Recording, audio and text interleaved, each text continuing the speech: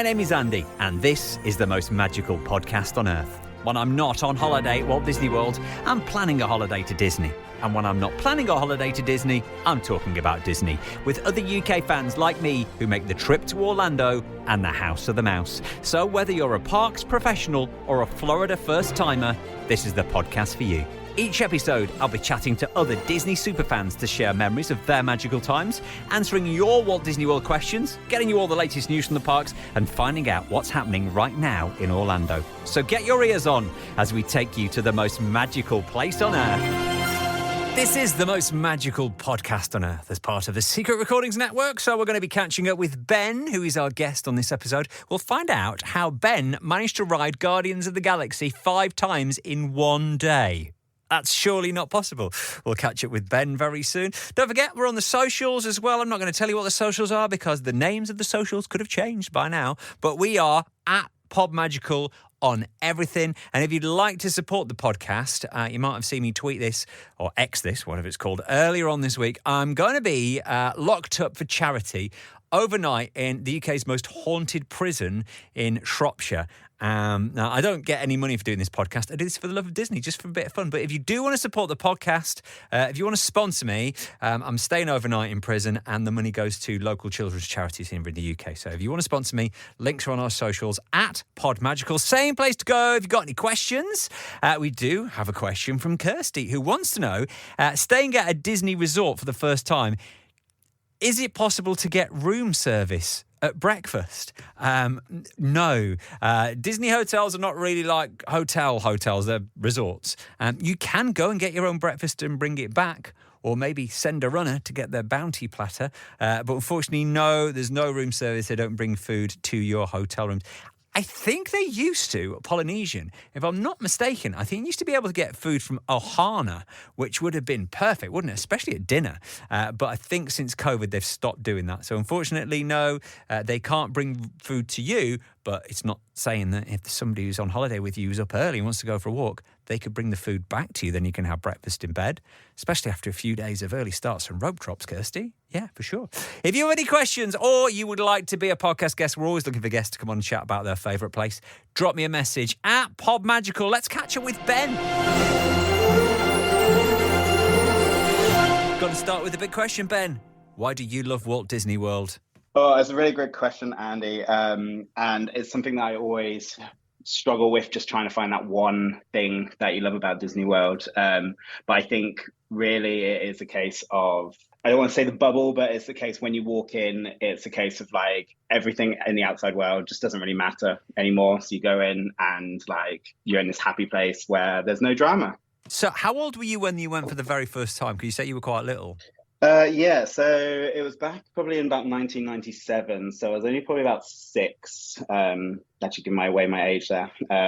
But yeah, it was completely different to what the experience is when I went back in my adult life. What do you remember about that first trip? Like, there's just a few things that just stick out, and it was more of like a case that you didn't realize you remembered them until I went back. So back in the day, it used to be MGM Hollywood Studios. Yeah. No, MGM Studios. There's now Hollywood Studios. Still call it that. Yeah, and just like the neon Pluto that sits on the top of the shops, like wagging its tail. I just remember like taking a picture of that when I was little with my disposable camera, and it came out absolutely terrible because it was like so dark. But things like that. I also remember like I just recently had my hair cut before we went on that trip, and it was very short. I just remember all the characters like stroking my hair for that feeling. Isn't it strange? It's this little things like, it's not the castle or walking down Main Street. It's that like neon Pluto and stuff like that. It's little things, isn't it?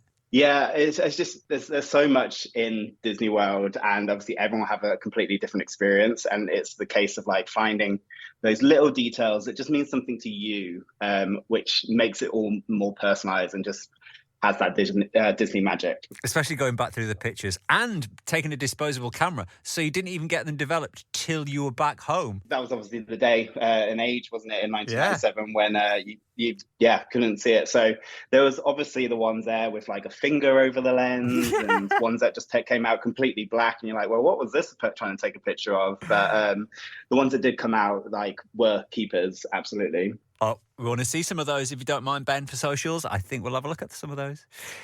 The Yeah, absolutely. most recent time you went, though, was earlier on this year.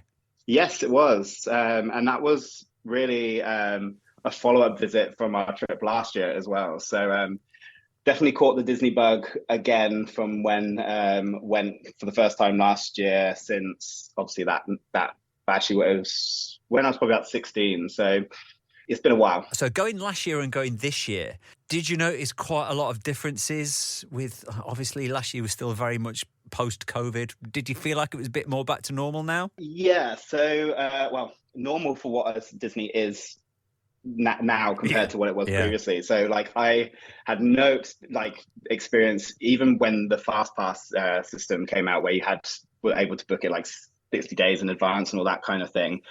The previous time before that was a case of walking up to the ride and tapping your ticket and getting that paper fast pass. So had no idea really what to expect, and obviously with the dining reservations, but we were quite lucky in terms of when we went in August, all like the COVID restrictions in terms of like the travel to the US and everything kind of had stopped. So we were really lucky, and it was essentially back to normal of what it was pre-pandemic era.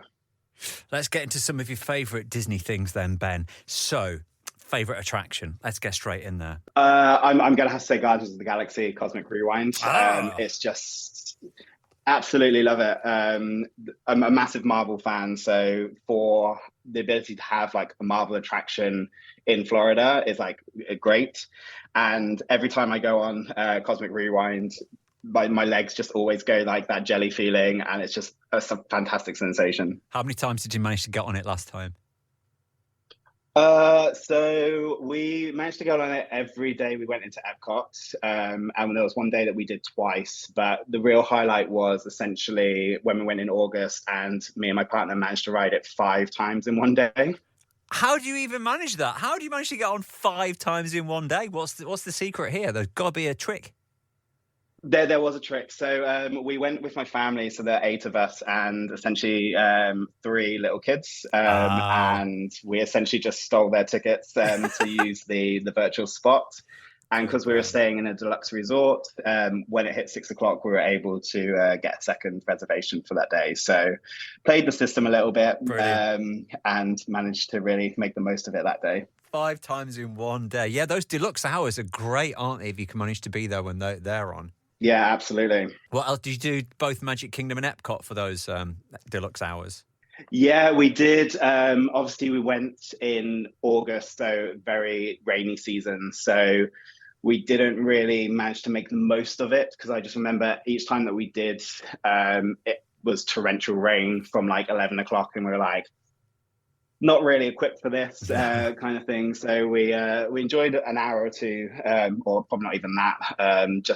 And then we were like, it's too wet. We're just going to go home. It's such a shame, because you can get a lot done. They really do empty out when it's just the deluxe guests. Yeah, we did notice that. I think the rain probably helped in terms of emptying it out as well. But yeah, we did notice a massive difference. So where did you stay on that trip? Which resort were you at? So we stayed at Animal Kingdom Lodge. Lovely. Savannah view? No, but what we did do is, so we just had a normal standard view, and originally we were facing essentially the bus stops, but we on our second day we just went to the front desk and was just like, is there any chance you can move us to like a Savannah view or partial Savannah view? And they were like, okay, let's see what we can do. And then like, oh yeah, we've got somewhere, we can have you moved by the end of the day. So yeah, really worth just going in and asking, because they'll obviously do whatever they can. And we were lucky on this occasion. Oh, wow. What was that view like in your new room?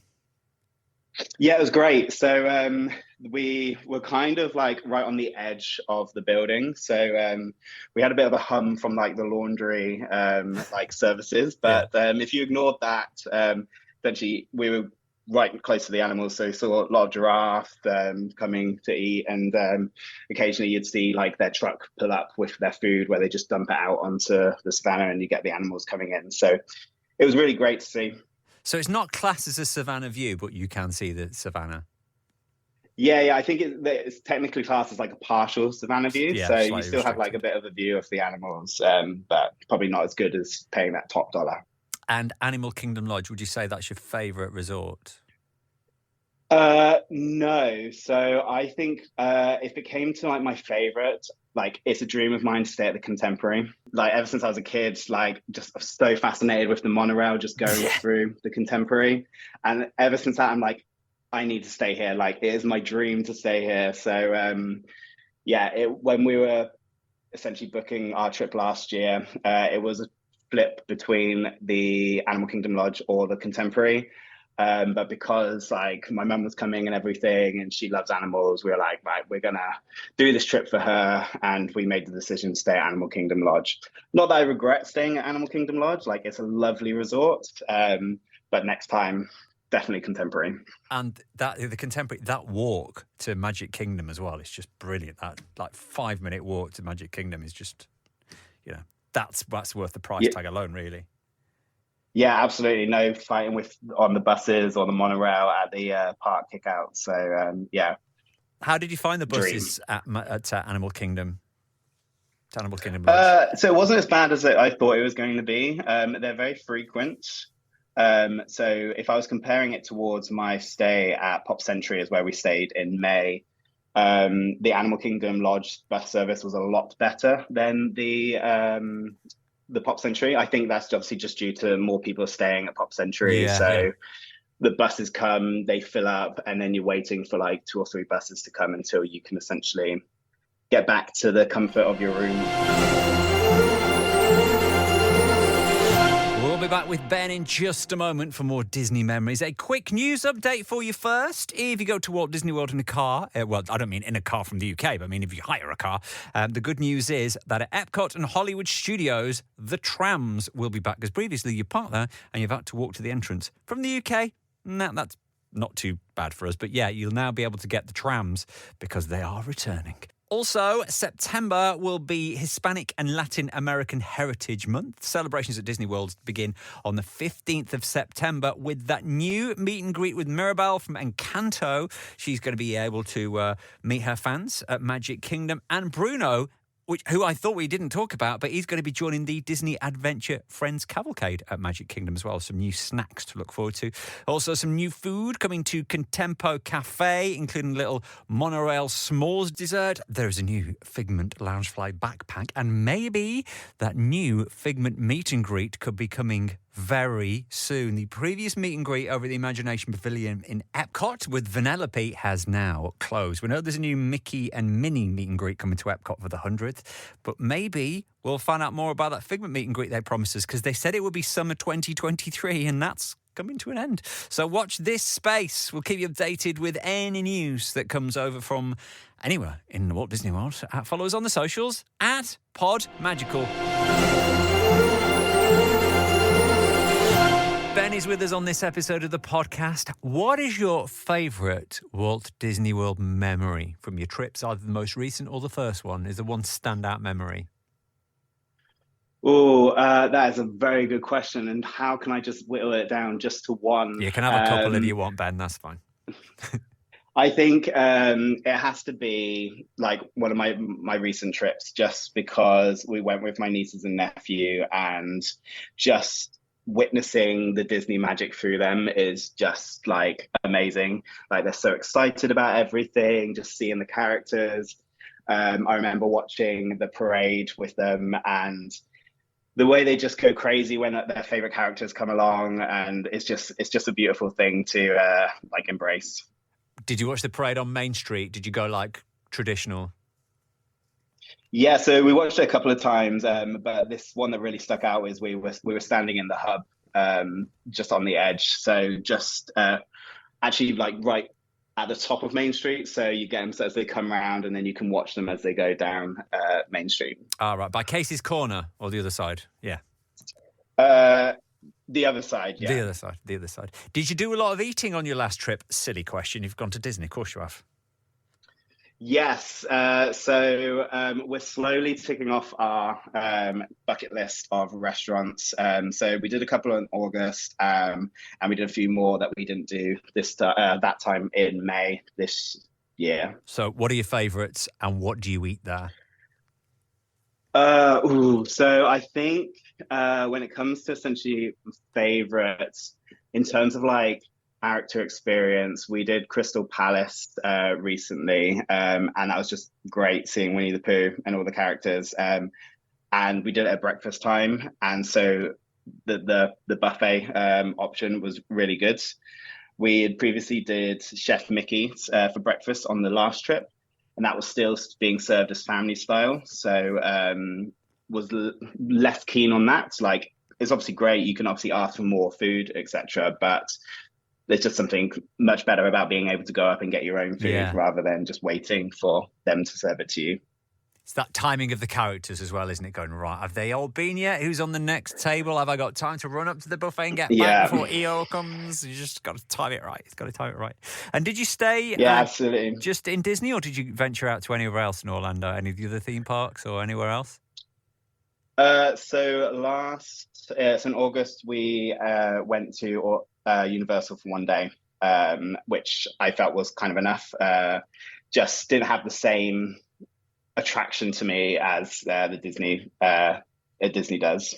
Did you do both parks at Universal? Did you manage to get between them both? Yeah, we managed to do both parks. So I think what really stands out at Universal is the Harry Potter stuff. So we managed to tick off all of that. So we did Hagrid's and the other Harry Potter attractions. We rode on the Hogwarts Express. Yeah. But everything else was just a bit like, I could take it or leave it, to be honest. So you didn't feel like after one day thinking, I wish we had another day here. You managed to do everything you want and see everything you needed? Yeah, pretty much. I think when it comes to the attractions at Universal, they're simulation focused, at least in Universal Studios. And I'm just like, that's just not for me. Like, Islands of Adventure had a few like more roller coasters like the Hulk and things, which were exciting. But Disney's just got a grip on me at the moment that I'd rather just spend my time there. Does that mean you've already got another trip planned? So we have a trip planned for February next year because we are planning on doing Disney Cruise Line for 5 days. Which ship are you going on? We're going on Disney Dream. My favourite. So, even though that's over here. That's over here at the minute, but yeah, you want to go and do Castaway Cay and stuff, don't you?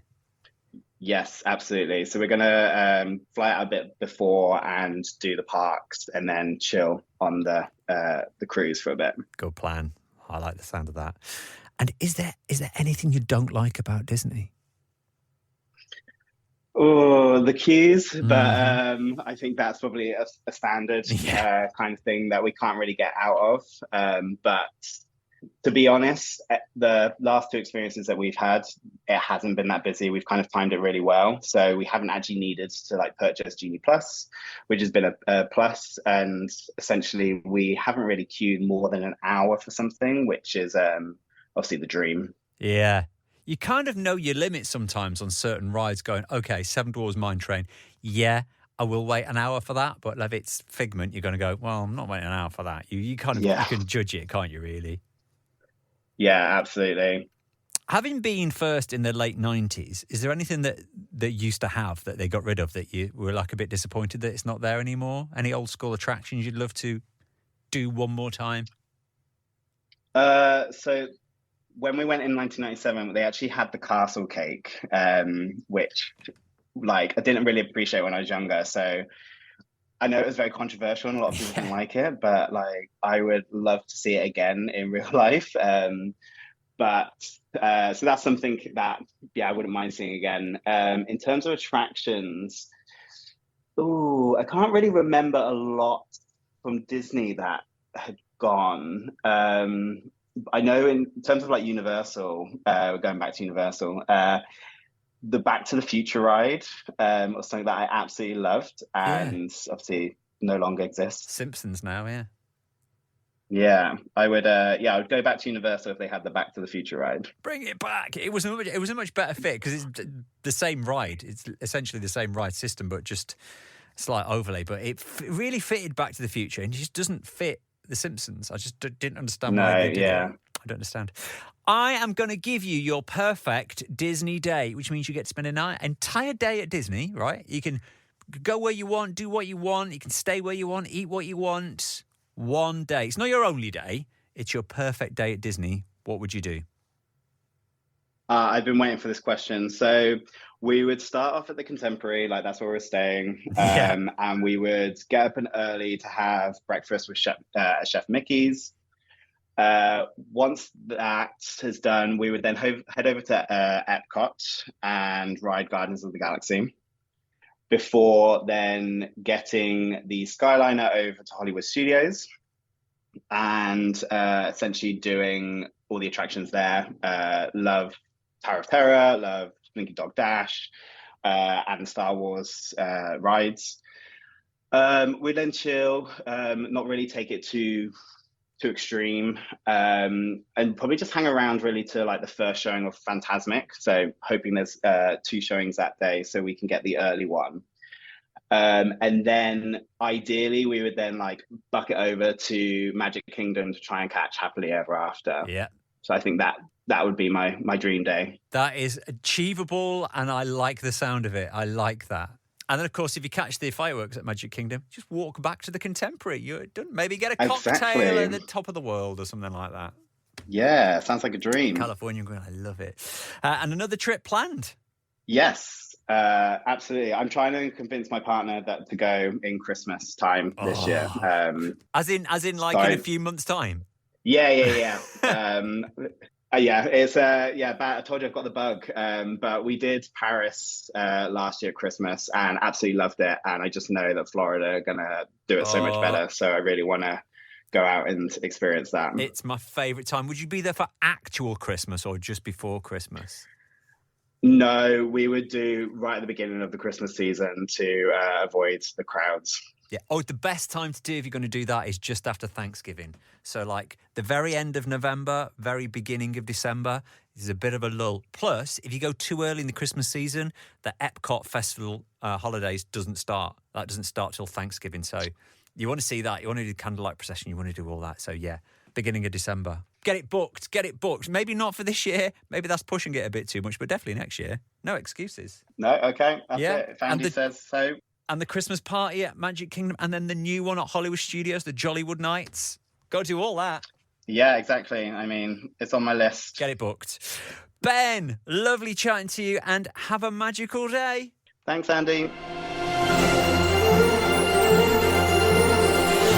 I'd love you to come on the podcast one episode and talk about Walt Disney World with me. Any cheeky tips like that, or maybe some of your favourite things you want to talk about, just send me a message. Facebook, X, Instagram, Threads, TikTok, at PodMagical is where we are. Drop me a message and I'll get back in touch. We'll get you on the podcast.